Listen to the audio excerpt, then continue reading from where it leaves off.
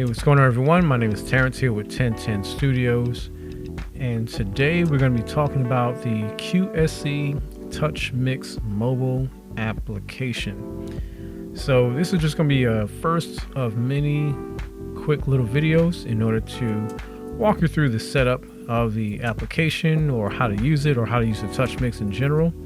So if you haven't subscribed to this channel so far, please feel free to do so. We'd be happy to have you as part of our online community and be able to answer your questions and provide more of these tutorial videos and informational videos for the Touch Mix 30 and other applications, other software, other equipment, audio, video equipment and such. So we're going to start with this one here first. So if you don't already have the Touch Mix application downloaded to your iPad or your mobile device, please do so. So this way you can kind of walk along and go step by step with us. And then always feel free to come back to this video for any future tutorials and pretty much walkthroughs. Now, if you already have the application downloaded, great. And if you haven't subscribed to the channel, please do so now so you can be updated for our future videos. So I'm going to switch over to, now I have this as a emulation on my laptop right now. So at the moment, this is working off of my MacBook laptop, and this is on an M1 chip computer or laptop, basically. The what's this, 13-inch. So with the way you see things here, to be pretty much, I'm using a trackpad to maneuver, but on your tablet itself it's all touchscreen naturally. So you'll see my mouse, but you're not going to traditionally see that on your iPad or your tablet of any sorts. You have 9 through 16, 17 through 24. You have the stereo in tracks, and then you have your effects masters. You have your aux outs as well. Matter of fact, let me get to that. Your aux outs as well. And you also have your subgroups and your DCAs. Now, for those who have never used this application, the main thing to be aware of is that you can always jump to your different banks here at the top based upon where you want to be. As you can see here, you have a custom banks where you can name your groups as opposed to just knowing channel 1 through 8, so you can quickly know where things are at for those who like to use that, which is a very helpful tool.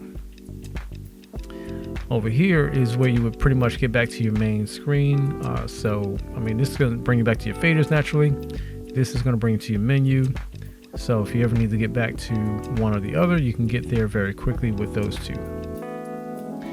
Now, the very basics of setting up your mixer, either whether you're doing this on your mixer, the Touch Mix 30, Touch Mix 16, Touch Mix 8, they all basically work the same with a few differences here and there.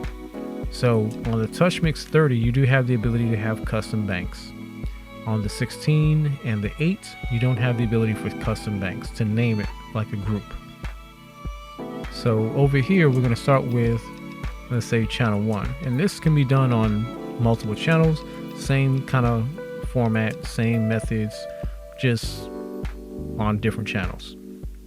So if you hit the channel name or channel number, let me get back and do that again. If you hit where it says N1 or up here in the gray area, it'll bring you to like a high level overview of where the channel sits, where you have any EQ that's already set up, if you have your compressor engaged, if you have your gate engaged, if you have the effects applied to the channel itself, same thing with your aux ins, and then the main fader for that channel. So this will help you to control the main volume to the mains left and right, and these will be to your aux ins, which are on your left. Now the aux ins are going to be for those in your monitors, maybe your stage wedges, side fills, whatever it might be, or maybe a video line going to a videographer, things of that nature. Now to get in more to the EQ, you can change the EQ from here if you wanted to. However, if you want to get more of a full view, you just tap on it and that will give you more of a larger scale of where the EQ settings are at. Same thing with your compressor. You can see if it's engaged or not, turn it on, make the changes, things like that. Same thing with the gate. Turn it on, make the settings changes, whatever it is you want to do, and engage the gate as you need to. For the effects, and that'll be in another video about how to set up the effects, but if you've already got the effects set up on your mixer and you want to add some of channel 1 to, let's say, the first effect, maybe a little bit to the second, maybe a lot to the third, and so forth and so forth, you can make your changes here as you need to. If you want to move it into your auxes for wedges, in-ear monitors, things like that, definitely make the changes here as you would like to. Now, this mixer has presets, so definitely dig into the presets. You'll see nothing showing up here because I'm not connected to a mixer. It's just like in a demo mode. And look at me hitting the wrong button already. So you would see presets here as factory presets, or as you get to save your own presets. So that can be very important as well, especially if you're using the mixer for the same band in different spaces at different times. You can get your presets and don't have to worry about redoing everything from scratch. You can pick up your own presets.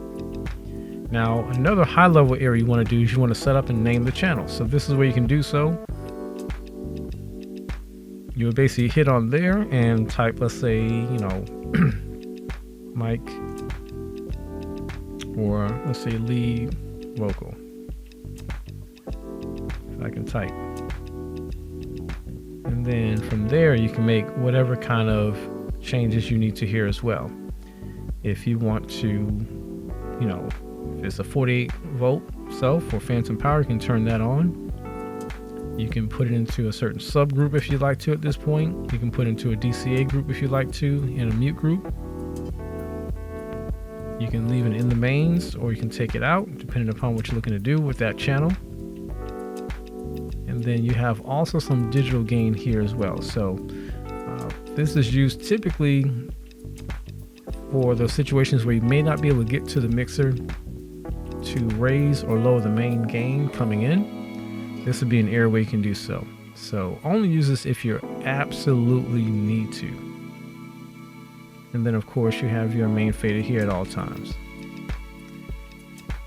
So let's just say if you have, you know, a few different microphones you're going to have set up on channels 1, 2, and 3, right? So let's go back to the EQ. So let's just say you have the same mic and, you know, you want to put in a low pass or low cut rather setting here. And let's just say you're making these kind of EQ changes for the microphone. Now as a starting point, let's just say this is where you want to be.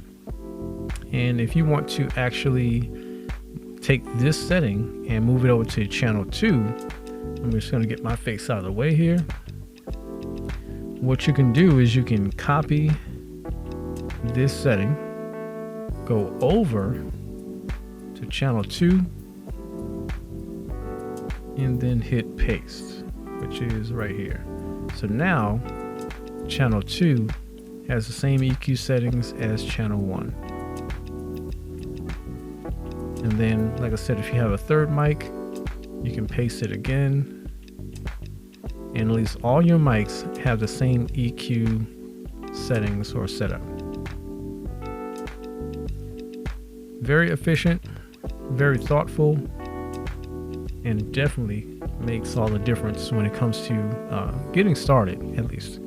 Now, as time goes on, you may want to make changes, of course. So, of course, you can make the necessary changes here, or you can go here and do what you have to do for that channel.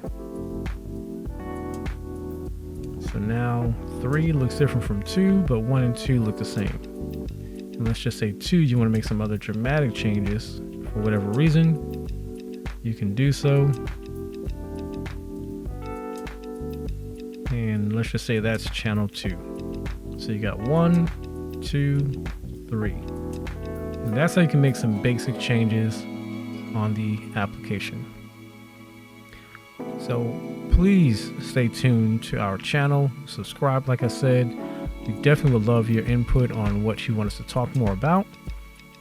with the Touch Mix series or with anything else. So until next time, stay tuned and stay blessed.